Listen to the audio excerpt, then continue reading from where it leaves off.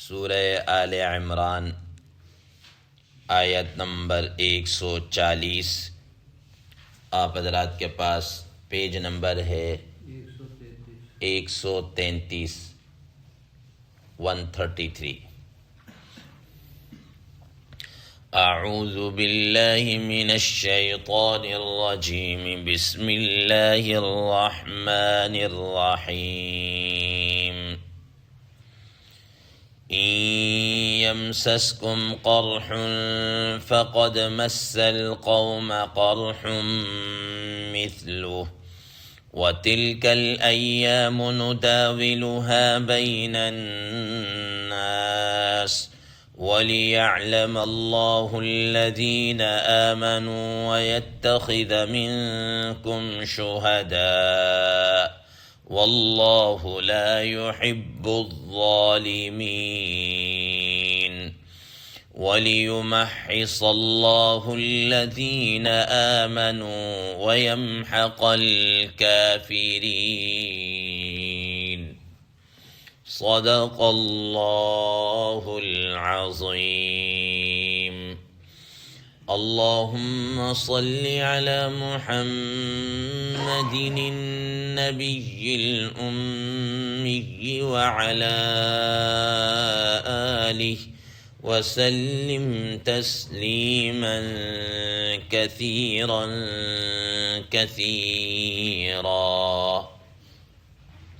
محترم سامعین کرام، ان آیات کا ترجمہ اللہ تبارک و تعالی ارشاد فرماتے ہیں، ان یمسسکم قرح، اگر تم کو زخم پہنچا ہے، فقد مس القوم قرح مثلہ، تو تحقیق اس قوم کو بھی اسی جیسا زخم پہنچ چکا ہے۔ وَتِلْكَ الْأَيَّامُ نُدَاوِلُهَا بَيْنَ النَّاسِ، اور ہم ان دنوں کو لوگوں کے درمیان بدلتے رہتے ہیں۔ وَلِيَعْلَمَ اللَّهُ الَّذِينَ آمَنُوا، تاکہ اللہ تبارک و تعالی اہل ایمان کو ظاہر کر دیں۔ وَيَتَّخِذَ مِنْكُمْ شُهَدَاءَ، اور تاکہ تم میں سے بعضوں کو شہید بنا دیں۔ وَاللَّهُ لَا يُحِبُّ الظَّالِمِينَ، اور اللہ تبارک و تعالی ظلم کرنے والوں کو پسند نہیں رکھتے۔ وَلِيُمَحِّصَ اللَّهُ الَّذِينَ آمَنُوا، اور تاکہ اللہ تبارک و تعالی اہل ایمان کو پاک صاف کر دیں، ان سے میل کچیل کو دور کر دیں۔ وَيَمْحَقَ الْكَافِرِينَ، اور کافروں کو مٹا دیں۔ محترم سامعین کرام، کل کے درس میں آپ حضرات کے سامنے انہی آیات کے متعلق یہ گفتگو چل رہی تھی کہ اللہ تبارک و تعالی نے ان آیات میں غزوہ احد کی اندر جو وقتی طور پر ایک شکست کا سامنا کرنا پڑا، اس کی حکمتوں کو بیان کیا۔ اس میں جو صحابہ کرام رضوان اللہ تعالی علیہ مجمعین کی شہادتیں ہوئیں، ان کی حکمتوں کو بیان کیا جا رہا ہے۔ تو کل کے درس میں پہلی حکمت تو یہ بیان کی کہ اللہ تبارک و تعالی اہل ایمان کو ظاہر کر دیں، لوگوں کو بتلا دیں، پتہ چل جائے کہ یہ لوگ حقیقتاً صراط مستقیم پر ہیں۔ صراط مستقیم پر ہونے کی وجہ سے، حق بات کے اوپر ڈٹ جانے کی وجہ سے کوئی چیز ان کے راہ میں رکاوٹ نہیں بنتی۔ ان کا ایمان کیا ہے؟ خالص ہے، ٹھیک۔ اور اس کے علاوہ جو کافر ہیں، جو منافق ٹائپ لوگ ہیں، اللہ تبارک و تعالیٰ ان کا نفاق بھی ظاہر کر دیں۔ اسی طریقے سے دوسرے نمبر پر یہ حکمت بیان کی کہ بہت سارے حضرات صحابہ کرام رضوان اللہ تعالی علیہ مجمعین کی یہ تمنا اور آرزو اور خواہش تھی کہ ہمیں بھی اللہ کی راہ میں شہید ہونے کا شرف حاصل ہو جائے۔ تو اللہ تبارک و تعالی فرمایا کہ تاکہ تم میں سے بعضوں کو شہداء بھی بنایا جائے۔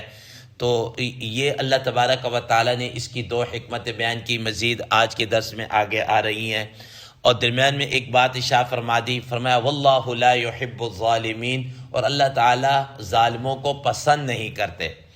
محترم سامعین کرام، پہلی بات تو یہ ہے کہ یہ بات ذہن نشین رہے کہ اگر وقتی طور پر کافروں کو غلبہ اور قوت حاصل ہو جائے تو اس کا مطلب یہ ہرگز نہیں ہے کہ وہ اللہ تبارک و تعالیٰ کے انتہائی محبوب ہیں، اور اللہ تعالیٰ کے محبوب ہونے کی وجہ سے ان کو اقتدار مل گیا یا ان کو فتح مل گئی، یہ ایسا نہیں ہے، بلکہ اللہ تبارک و تعالیٰ اس چیز کو بیان کر رہے ہیں کہ اللہ تعالیٰ ایسے ظالموں کو پسند نہیں کرتے۔ یہ مت سمجھ لیجئے کہ ان کو اقتدار ملنے کی وجہ سے ان کو کیا اللہ تعالیٰ ان سے ناراض ہے اور ان کو پسند کرتا ہے، ایسی کوئی بات نہیں ہے۔ یاد رکھیے گا، مسلمانوں پر اگر وقتی طور پر کوئی شکست آ جائے تو یہ اللہ تعالیٰ کی ناراضگی کی کوئی دلیل نہیں ہے، اور ان کو مال و دولت، طاقت، قوت، اقتدار، فتح مل جائے تو یہ اللہ تعالیٰ کی ان سے راضی ہونے کی اور ان سے خوش ہونے کی کوئی دلیل نہیں ہے، رضامندی کی یہ دلیل نہیں ہے۔ محترم سامعین کرام، اللہ تبارک و تعالیٰ نے دنیا کے اندر بسا اوقات اہل ایمان سے بڑھ کر کافروں کو دے دیتے ہیں، ٹھیک ہے نا، ان پر کوئی تکلیف بھی نہیں آتی، کوئی مصیبت بھی نہیں آتی۔ اللہ تبارک و تعالیٰ ان کے ساری چیزوں کا معاملہ یا حساب دنیا کے اندر ہی چکتانا چاہتے ہیں کہ دنیا کے اندر ہی ختم ہو جائے، اور آخرت کے اندر تو صرف کیا ہے کہ اللہ تبارک و تعالیٰ نے فرما دیا کہ آخرت میں ان کے لیے لیس لہم فی الآخرۃ الا النار، کہ ایسے لوگوں کے لیے، ایسے ظالموں اور کافروں کے لیے آخرت میں سوائے آگ کے، جہنم کے اور کچھ بھی نہیں ہے۔ حدیث مبارکہ میں آتا ہے، رسول اللہ صلی اللہ تعالیٰ علیہ وسلم نے فرمایا کہ اللہ تبارک و تعالیٰ ظالم کو مہلت دیتے رہتے ہیں، مہلت دیتے رہتے ہیں، لیکن جس وقت پکڑتے ہیں تو پھر اللہ تبارک و تعالیٰ اس کو چھوڑتے نہیں ہیں، پھر اس کی رسی کو ڈھیل نہیں دی جاتی، سمجھیں، پھر اس کو پکڑ کے رکھتے ہیں یہاں تک کہ وہ اپنے انجام کو پہنچ جاتا ہے یا جو بھی ہو۔ بہرحال تو فرمایا کہ واللہ لا يحب الظالمین، درمیان میں لا کر یہ بات بتا دی کہ ان کو وقتی طور پر اگر فتح مل رہی ہے اور تمہیں شکست ہو رہی ہے تو یہ اللہ تعالیٰ کی ان سے محبت کی کوئی علامت نہیں ہے، تو فرما دی واللہ لا يحب الظالمین۔ آگے فرمایا وَلِيُمَحِّصَ اللَّهُ الَّذِينَ آمَنُوا، اور تیسری حکمت کو بیان کیا جا رہا ہے کہ اللہ تبارک و تعالیٰ اس کے ذریعے سے اہل ایمان کو پاک صاف کر دیں، اہل ایمان کو کیا کر دیں؟ پاک کر دیں۔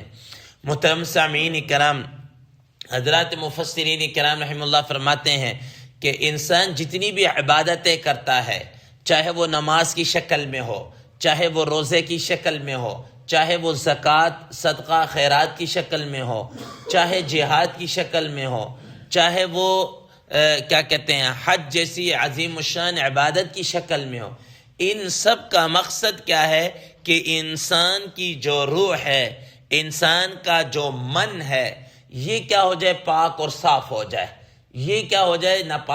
ناپاکی سے، گندگی سے بچ جائے، ٹھیک ہے۔ جس طرح انسان کا ظاہر پاک ہے، اس طرح انسان کا اندر، انسان کا من بھی کیا ہے؟ پاک ہو جائے۔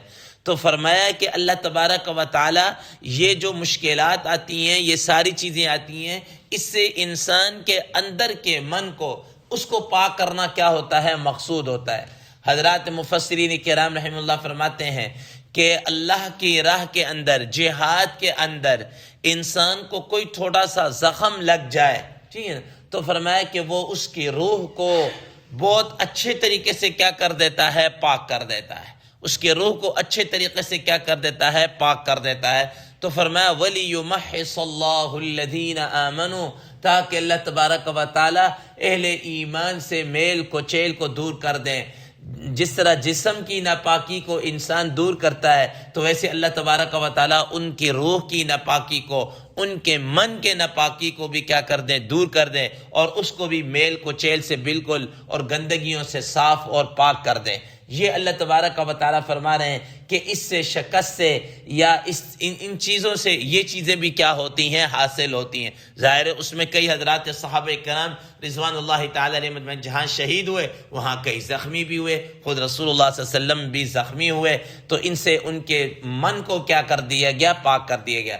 حضرت مولانا عبید اللہ سندھی رحمہ اللہ فرماتے ہیں کہ جس وقت بر صغیر کے اندر یہ انگریز کا طوطی بول رہا تھا، وہ ہر چیز کے اوپر غالب آ گئے، پھر بھی کچھ مسلمان ایسے تھے جو ان کے سامنے ڈٹ گئے، اور انہوں نے اس زمانے کے اندر بھی کفار کی آنکھوں میں آنکھیں ڈال کر کیا کیا ہے؟ ان کے سامنے گفتگو کی، اپنے جانوں کے نذرانے کیا کیے ہیں؟ پیش کیے، جان کا نذرانہ کیا کیا؟ پیش کر کے ایمان کو بچایا ہے۔ فرمایا کہ اسی کی وجہ سے اللہ تبارک و تعالیٰ نے قربانیوں کی بدولت یہ وطن اور یہ مسلمانوں کو جو شان و شوکت ملی یہ اسی کی وجہ سے ملی. اللہ تعالیٰ نے ان کے ایمان کو کیا کر دیا؟ پاک اور صاف کر دیا. تو بہرحال فرمایا کہ تیسری حکمت یہ ہے کہ اللہ تبارک و تعالیٰ ان کے من کو، ان کے نسمہ کو، ان کے اندر کو، ان کے روح کو کیا کر دے؟ پاک کر دے. وَلِيُمَحِّصَ اللَّهُ الَّذِينَ آمَنُوا. آگے فرمایا وَيَمْحَقَ الْكَافِرِينَ کہ اللہ تبارک و تعالیٰ ان کافروں کو کیا دے دے گا؟ مٹا دے. اور چوتھے نمبر پر فرمایا کہ ان کافروں کو کیا کر دے؟ مٹا دے. محترم سامعین کرام، حضرات مفسرین کرام رحم اللہ فرماتے ہیں کہ یہ کافروں کو مٹانے کا مطلب کیا ہے؟ اس کے دو مطلب بیان فرماتے ہیں. کہتے ہیں کہ پہلا مطلب تو یہ ہے کہ اگر وقتی طور پر مسلمانوں کو شکست ہو جائے لیکن بالآخر فتح مسلمانوں کو ہی ہوگی اور کفار کیا ہوں گے؟ نیست و نابود ہو جائیں گے. کفار کیا ہوں گے؟ نیست و نابود ہو جائیں گے. محترم سامعین کرام، جیسا کہ حدیث مبارکہ میں آتا ہے، حضرات مفسرین کرام رحم اللہ فرماتے ہیں کہ جس وقت نبی کریم صلی اللہ تعالی علیہ وسلم نے مکہ فتح کیا، فاتح مکہ کی حیثیت سے داخل ہوئے، تو اس وقت آپ صلی اللہ تعالی علیہ وسلم نے فرمایا کہ آج کے بعد اس مکہ کے اوپر کوئی کافر اٹیک نہیں کرے گا، کوئی حملہ آور نہیں ہوگا. یہاں سے مسلمان کیا ہے؟ کافروں کے اوپر کیا ہوں گے؟ حملہ آور ہوں گے، اٹیک کریں گے. چنانچہ تاریخ اس بات کے اوپر شاہد ہے کہ پھر اس کے بعد کافر وہاں پر نہیں آئے، مسلمانوں نے کافروں کے اوپر حملے کیے اور پھر آدھی سے زیادہ دنیا کے اوپر اسلام کا پرچم کیا ہے؟ لہرا کر چھوڑا. ٹھیک ہے نا. اور اسی طریقے سے دوسرا معنی یہ بیان فرماتے ہیں کہ وَيَمْحَقَ الْكَافِرِينَ کہ اللہ تعالیٰ ان کافروں کو مٹا دے گا. اس طریقے سے کہ ظاہر ہے کہ جب کافروں کو وقتی طور پر شکست ہوئی تو شیطان ان کو اور ورغلاتا ہے کہ دیکھو تم غالب آ گئے ہو، مسلمان مغلوب ہو گئے، بس ایک اور حلہ دو گے تو یہ ختم ہو جائیں گے. اس طریقے سے وہ ان کو کیا کرتا ہے؟ ابھارتا ہے. ٹھیک ہے نا. جب وہ ان کو اس کام کے اوپر ابھارتا ہے، دوبارہ پھر وہ کیا کریں گے؟ حملہ کریں گے. تو اس طریقے سے ان کو پھر کیا ہوگی؟ عبرتناک شکست ہوگی. اس نتیجے کے اندر کفر کیا ہوتا چلا جائے گا؟ مغلوب ہوتا چلا جائے گا اور مسلمان کیا ہوں گے؟ غالب آتے چلے جائیں گے. تو فرمایا کہ اس طریقے سے بھی اللہ تبارک و تعالی ان کافروں کو کیا کرتے ہیں؟ مٹا دیتے ہیں. محترم سامعین کرام، تو اب ہم اگر ان چیزوں پہ غور کریں تو اس کا مطلب یہ ہوا کہ انسان دنیا کے اندر اگر کہیں کسی وجہ سے کسی کام کے اندر اگر اس کو ناکامی ہو جائے، ٹھیک ہے، ناکامی ہو جائے یا میدان کے اندر اس کو شکست ہو جائے تو اس کو اپنا دل نہیں چھوڑنا چاہیے، بلکہ ان اسباب کے اوپر کیا ہے؟ غور کرے کہ غزوہ احد کے اندر بھی تو رسول اللہ صلی اللہ علیہ وسلم کے ساتھ یہ معاملہ پیش آیا اور اللہ تبارک و تعالی نے اس کی حکمتیں بیان کی ہیں اور اس کے نتائج کو بھی بیان کیا ہے کہ یہ کمزوریاں تھی، اس کمزوریوں کی وجہ سے یہ ہوا. تو ہمیں چاہیے کہ ہم بھی ان چیزوں سے، ان کمزوریوں کو دیکھیں، ٹٹولیں اور ان کا تدارک کریں اور مزید آگے بڑھنے کی کیا کریں؟ کوشش کریں. جو غلطیاں ہوئی ہیں ان سے سبق کیا ہے؟ انسان حاصل کرے.